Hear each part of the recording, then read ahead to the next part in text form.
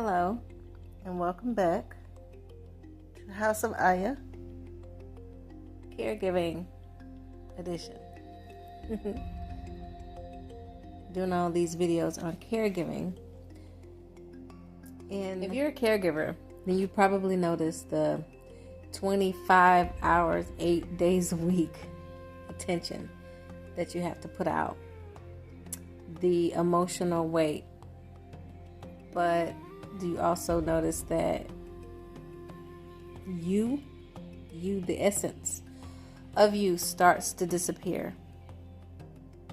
Eventually it will. You need a life outside of caregiving because you're not here to be a martyr and say, oh, well, look, I'm putting my all into this. This is what I do. Nobody else will do it like me. It's important to have a full cup. I don't know if you've heard the saying, you can't pour from an empty cup. And then also to maintain your mental health. It's important.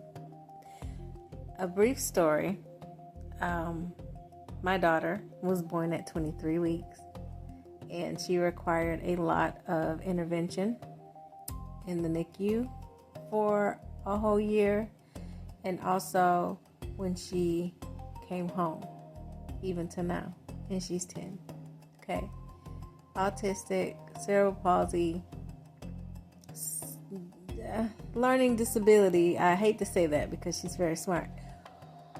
But around the time she was turning 1 and 2, a special friend came into my life, and she pulled me outside. I would keep my daughter in the house because I didn't want to go outside with her, mainly because of tracking all the equipment, the stairs, and things like that. Even though I'm proud of my daughter, I just did not want to put her through that, even though she doesn't understand this is her life. This is how she lives or whatever. But long story short, the friend made me come outside, and she would not let me shrink. She wouldn't let me shrink, and for her, I am forever grateful because I was allowing myself to shrink because I thought that was best for me to just stay dutiful and just take care of my daughter, when in reality I was hurting my daughter in the long run had I kept living like that, because I was sheltering her and sheltering myself. So I learned from that. Now, that's called identity collapsing.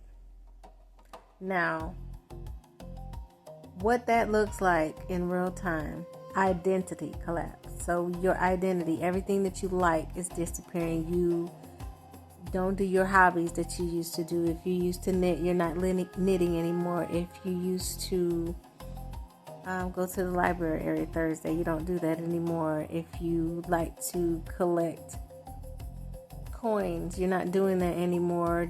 Your friends circle has just about vanished because nobody hears from you anymore, so they don't invite you. They haven't wrote you off, but they know you're busy. Nobody's coming to check on you and make sure that you're okay, because every time they try to reach out, you decline or you hide.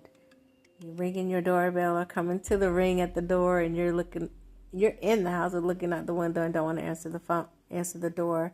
Your creativity, if you made anything from, I keep going back to knitting, blankets, making jam, cooking, if that was a hobby, if you have slowed down on doing that, experimenting in the kitchen, and also neglecting your personal goals while being a caregiver, that's identity collapse. And I just want to note that this doesn't just pertain to caregivers. This pertains to parents, even parents who feel like I have to be there. I have to do this. I have to be here with my kid. I have to do this 24/7. I have to be this super mom, super dad to my kid. This also pertains to those types of situations too.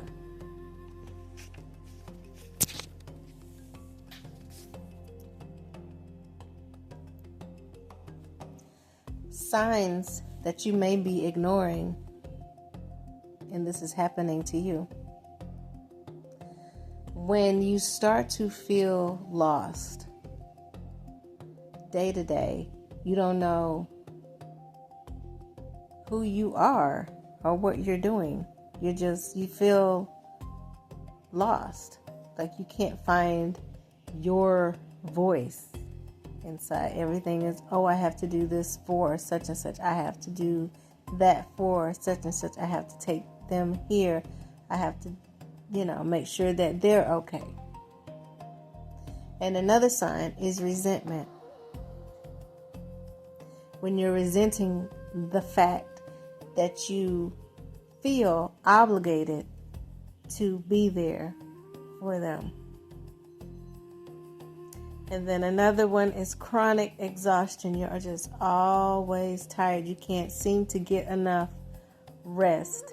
You're just always tired. Or you start to be imbalanced to where your creativity wakes up at 2 or 3 in the morning and you can't get any sleep because you're trying to make up for the time when you are caregiving. That's another sign. And one more, guilty.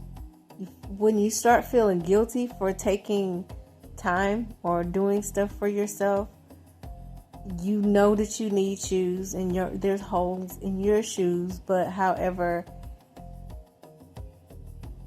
you're not taking the time to look or take care of yourself. You just go to the $10 outlet and grab a $10 pair of shoes and you go on about it and you keep them shoes going for a year or more. I'm speaking to myself because you don't forget, but you start to feel bad. Like, I don't need that much. I just need something to cover me for now. And then you're going to forget again. And then by the time you need something again, then, and it just becomes a vicious cycle with that guilt.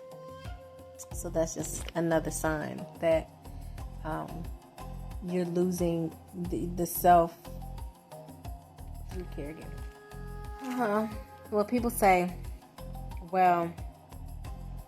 just take a bubble bath or go to the spa, go get your nails done, go get your hair done. In this subject that I'm talking about, self-reclamation, regular self-care does not work. It's not going to work. It's not enough.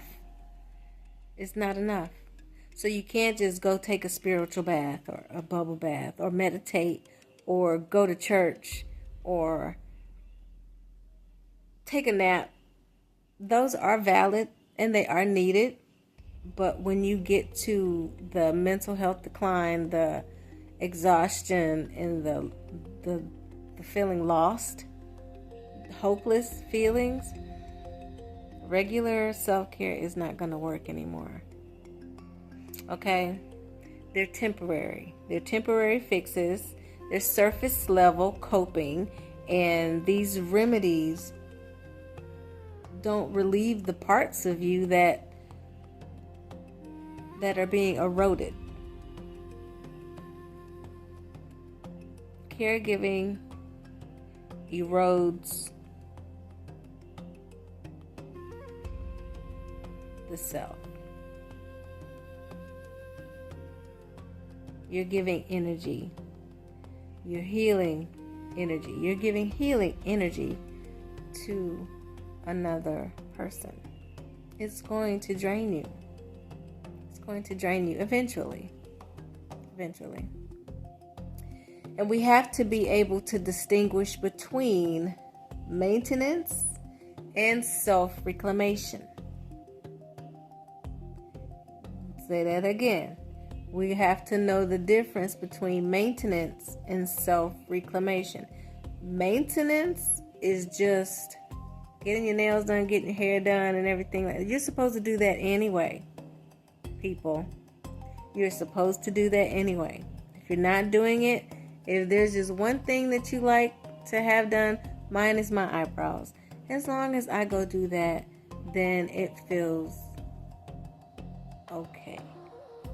You know, some people it's their nails, some people it's facial. It's just different things.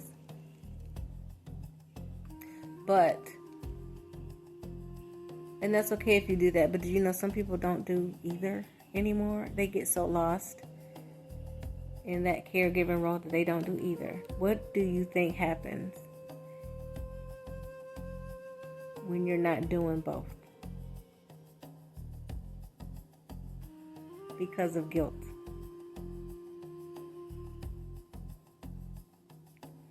Okay. Even with spa days and journaling, caregivers still feel hollow if the core passions and connections are not met.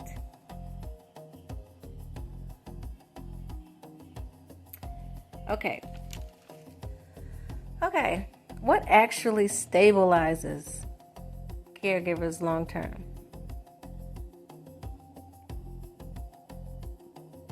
Boundaries.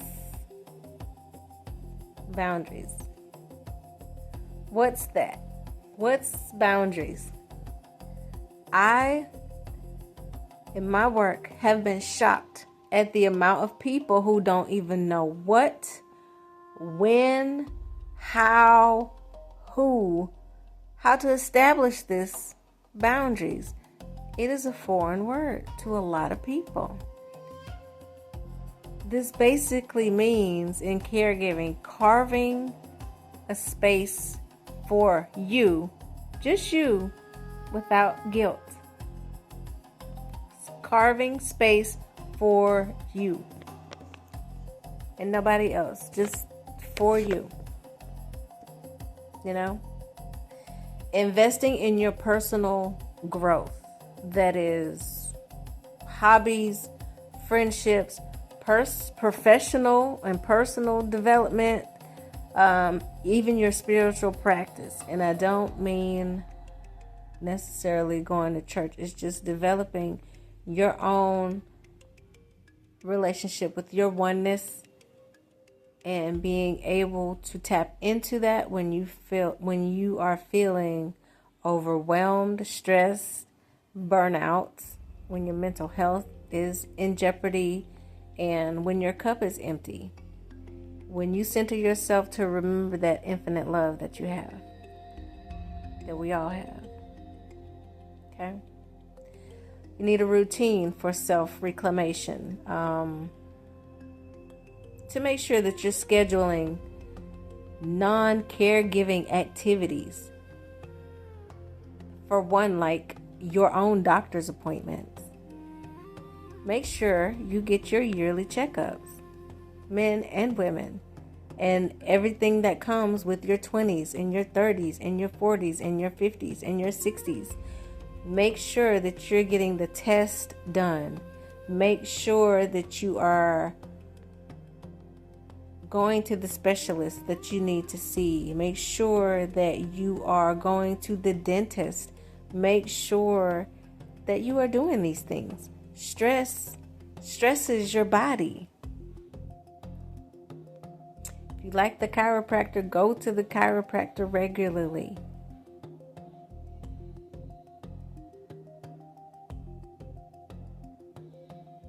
That's not optional. It's essential to you being able to function as a caregiver. You can't care for anybody if you're not caring for yourself. I always say everybody's not meant for this job. And from what I see, it's the people who are neglecting themselves and feeling guilty and have resentment is where you find neglected and abused patients, or the people who are receiving the care when their caregiver is stretched to the limit. When their caregiver is stressed to the limit.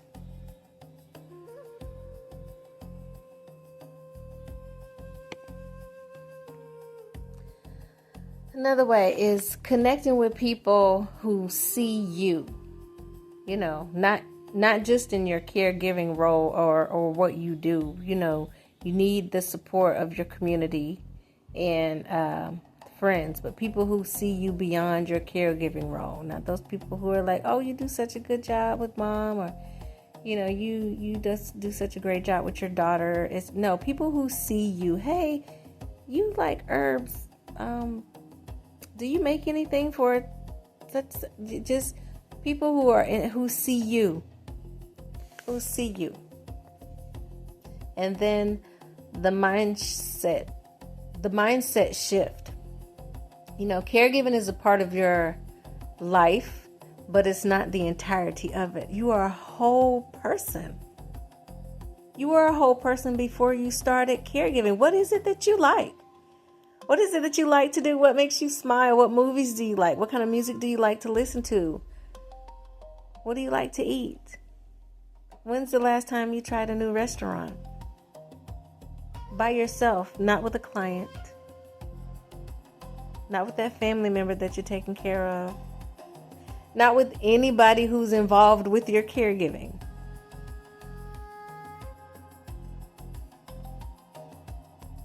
Even if it's 5 minutes of a reset. Now today, I want you to, a journal prompt is, what parts of me did I stop feeding when caregiving took over? What parts of yourself did you stop feeding when caregiving took over? Examples for me, it was my doctor's appointments, going on vacations. Relationships kind of took a back seat to that, and diets or things that I wanted to try. If I wanted to eat a specific type of thing, I would get stressed out and start munching on some stuff I wasn't supposed to be eating, and then it all spiraled down from there. And also hobbies. I like stuff like astrology, stuff like that, and the hobbies would kind of take a back seat to what I was when I was caregiving. So with that, I want you to think about that and write and notice patterns. Notice patterns from the time you started caregiving. Just pause and reflect and think back to when you started caregiving, and you'll see that identity is not lost. It's just neglected. It's not lost. You're still in there. He or she has just been neglected. And I thought about this today. A lot of us have been caregiving from a child without consent. So it's kind of been embedded in us to give so much of ourselves to others, to go in and read a room and try to fix the broken parts.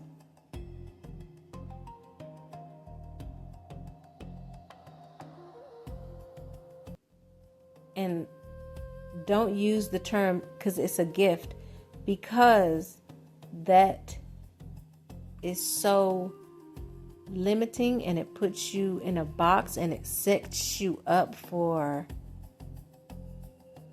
manipulation. It sets you up to be taken advantage of. Yes, it is a gift, but it's to be used at your discretion. And that's going to be a hard one to unlearn, especially if you have been caregiving since a child. Now, your life outside of caregiving isn't up for debate. It's what keeps you able. It's what helps you be able to care for people and sustain yourself so that you can keep caregiving. Take 5 minutes, write down a part of yourself that you want to feed again. Take 5 minutes, write down a part of yourself that you'd like to start feeding again. Maybe it's, I'm going to go look up a class at our local Michael's or Hobby Lobby and start to knit again, or teach a class in knitting. Sometimes caregivers are natural teachers. Sometimes we're natural teachers. And that might be something to look into. Whatever your passion is, teaching a little beginner class, go on ChatGPT and make an outline of that class and fill it in and go teach it. Say, Chat, make me a 90-minute class on such and such. And fill it in. Only you have that information because you're the expert in it. Because if it's something that you've been doing and it's your life passion, you can fill it in because it's your life and it's what you've been doing.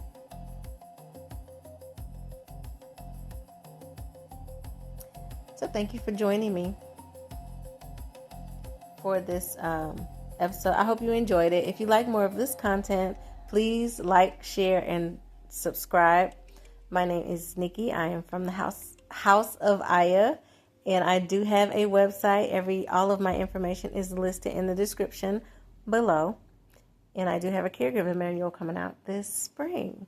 Right now on Amazon, I do have a book called The Resilience Toolkit, Life Lessons from Adversity, available in paperback and Kindle. It's a great read. Leave a comment.